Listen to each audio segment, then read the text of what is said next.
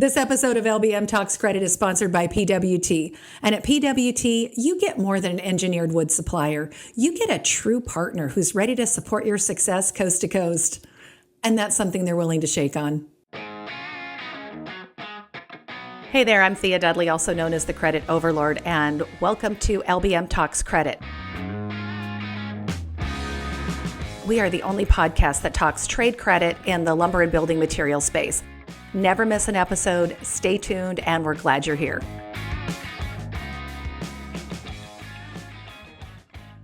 We are talking tech today. Welcome to LBM Talks Credit, where we dive into the practical advice, news, and discussions on trade credit that are all over the LBM and construction space. I'm Thea Dudley, your host, also known as the Credit Overlord, and we are talking software, digital, tech, whatever you want to call it. It is the hottest topic at credit conferences. That's all the buzz you hear. There is a ton of vendors that are at the conferences now, all with different wares. I get contacted a lot, usually via LinkedIn, from tech companies or people who are thinking about developing tech for the LBM space. And in case you're unaware, tech developers have discovered our industry.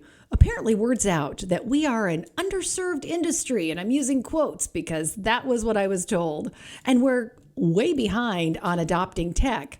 When I asked one of them, why are you guys also interested in our space? Yes, we may be underserved and we may be a little behind. And she said, and I quote, well, there's a lot of money to be made in your space.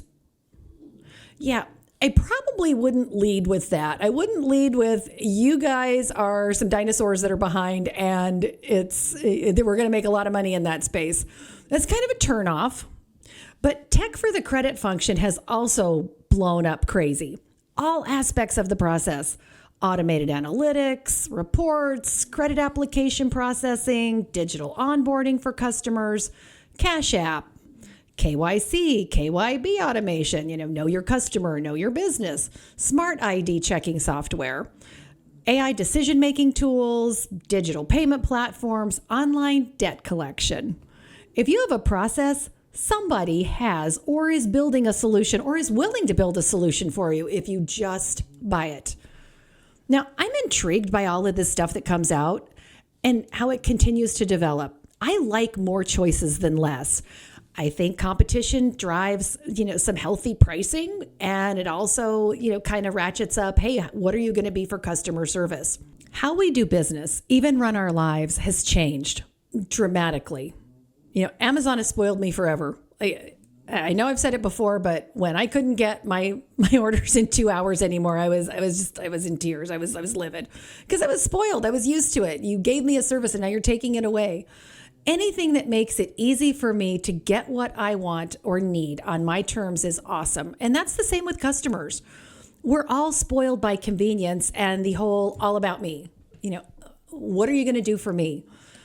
Customers don't care about my DSO. They don't care about my cash flow or how long it takes me to get their payment. They do care about how my company serves them. How long does it take for me to approve their account? What are the payment options for their account? What about deliveries? In other words, what are you doing for me because your competitors are doing these things? Now, I enjoy tech, and I never want to go back to a world where I have to wait for the mail to show up or wait for that same mail to bring me a trade reference. Or the big D&B book of credit ratings and pray that my customer's in there, which in construction is a real shot in the dark. And every time one of these companies reaches out to me, I accept it. It's like, oh, this is going to be so fun. I always accept it. I'll give anybody 20 to 30 minutes. I want to see what they're developing. I want to see what's new. Tell me about the product. What does it do? What makes this revolutionary? What makes this something that's going to save me time and money and, make my life great? What part of the process is this related to? I'll watch a demo, but, show me what you got. But come prepared when you ask for the meeting. Like, hey, can I get together with you? Yeah, but, don't make it a 2-part series. Bro, show me the demo while we're talking. I just don't want to hear about your product. Show it to me. I'm going to circle back to demos in a minute, but as a side note, it is always awkward when one of these companies or researchers says, hey, so you've heard my idea, you've seen the product, what do you think? And I don't always want to give it because everyone says they want honest feedback, but it's really seldom appreciated. There's a lot of competition out there. So if you're going to bring something to the forefront, it can't be pedestrian. It can't be kindergarten version. Now, I can't build any kind of coding. I can't build any tech. So I do respect what they do, and I'm certainly not belittling it. But you got to bring something that's not already in the market. And it's got to be doing something that I'm not seeing all over town. So when you tell somebody, well, honestly, yours isn't special. There's 4 other softwares out there that's doing it better and faster and, looks way cooler. Yeah, it doesn't go over very well. I lose a lot of, I'm going to call them first-time friends that way. So the challenge for me isn't with all the choices. The challenge comes with identifying what we're trying to achieve in the department and researching what makes sense for your company. And there's a variety of, whatever functions you want for your process in your company. And it's a decision that you have to make so you can start researching what's available. What process do you want to break down to be tech-driven? And then when you do, what companies are you going to use? Who are you reaching out to? Who are you seeing demos with? And when you start reaching out to companies, that means you're talking to salespeople. Now, I love salespeople. Tech salespeople are a totally different breed. I do love salespeople. I have salespeople. I've worked with them for years. I try to be kind to other departments, other companies' salespeople, because I know it's a hard job. It's not a job I want. But this process is exhausting. If I have reached out to you, that means, and to ask about your product, that means I've already climbed all over your website. I've already looked at stuff. I've already kind of poked around as much as I can. So when I call you, let's have a little discussion of when we can sit down and actually watch the demo. I've already kind of picked you as one of my top 2 or 3 that I'm going to demo. I'm also going to ask you in this first conversation, what about money? What about the price? Now we enter into part 1 of the Lifetime movie series that I like to call The Dance.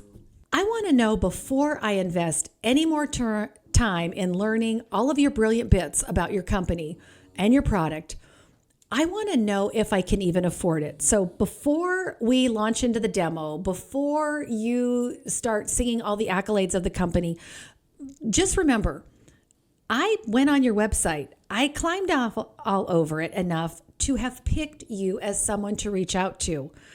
Tell me a ballpark price. I don't want to get excited about something on how I can move my department forward and then find out, hey, I can't afford it. Now there's going to be a lot of sadness. I'm going to be really sad, and then I'm going to get angry because now I have to start over. Just give me a ballpark number. What range are we in? Are we in the possibly doable or not in a million years? And while we're at it, give me the entire cost. I don't want to hear, oh, we're competitive. You're going to see the value. Is there an integration fee? Is there a cost per user? Is there a cost per invoice, a cost per credit application, a cost per transaction? What are all the costs and fees associated with your product? I don't want any surprises.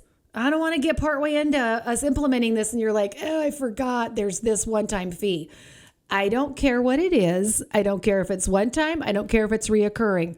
Tell me everything up front because I don't want our relationship to start out on a lie. If you didn't come to the table with this and you weren't honest with me about this, I'm going to start wondering what else you're hiding. I also want to know, how long the software has been functioning. Can I talk to others who have my same ERP system and use this product? I don't mind being bleeding edge. I prefer being cutting edge. But bleeding edge is doable if there's significant bennies for my company. Now back to the demo. Watching a demo takes patience.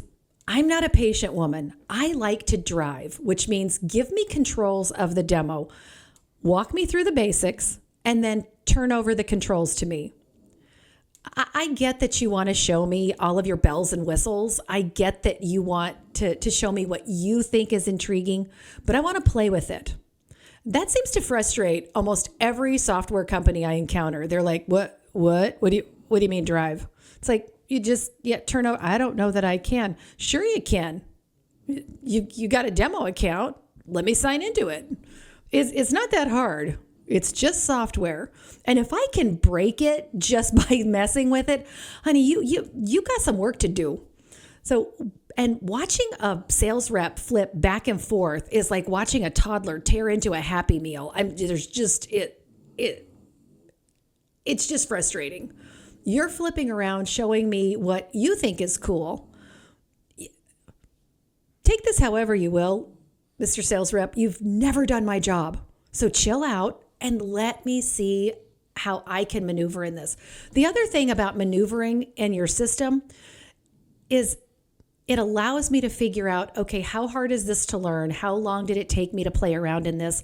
Now I know how long it's going to take some of the members of my team to adjust to it. Repeatedly asking me, so what do you think? What do you think? Will this work for you? What do you think about this? Stop pushing so hard. I don't make decisions that way. I've got to do a little thinking about this. I want to, digest what I saw, think about it. I want to make sure this is going to be effective for my company. I want to bring some others into it. And keep in mind, I still can't get a price, so I still don't know if I'm going to be able to use this or not, which is really frustrating. And then to even get a price, when I finally get there, that just throws them.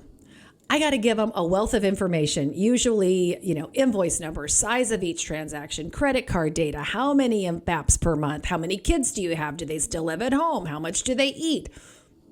Okay, it's not quite that bad, but you get the idea. There's a lot of data that I have to provide. And giving this information freaks out some of the people in my company that are, maybe above me, and I'm going to have to get their permission and to release. So I have that battle. Then I have to gather and submit it to one or more companies. Now, the cool thing is that once I gathered it the first time, I don't have to continue to do it. I can just repeat it to whatever other companies I'm looking at. The other thing is I'm going to take a step back and ask some of my credit besties, hey, what are you using? What have you demoed? What do you like? What don't you like about whatever you picked? And what would they do different if they had a chance? If they could go back in time before implementing this, what would they have done? How would they have set this up for success? Help me not step in those same cow patties that you are. It's what I'm looking for. So once you've narrowed it down to your couple of choices, schedule another meeting with both companies and get your IT buddy. Grab an IT buddy, promise them a big gulp or a Slurpee or something, and go meet with each company.